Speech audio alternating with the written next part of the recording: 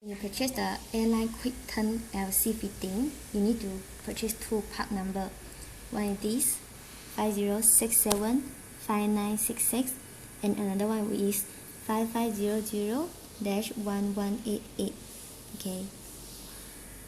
So in this 50675966, it actually comes with already with the ferrule and also the Quick Turn LC fitting. Okay. So you just open it. Here is the instruction guide on how to actually install.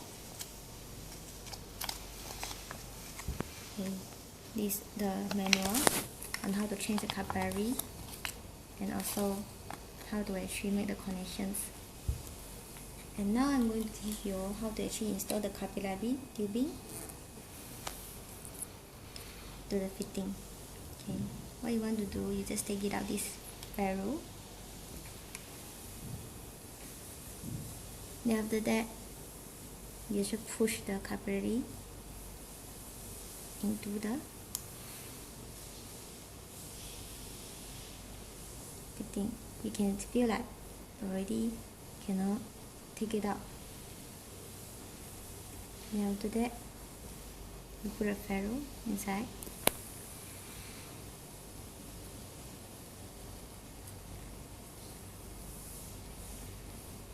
And push the capillary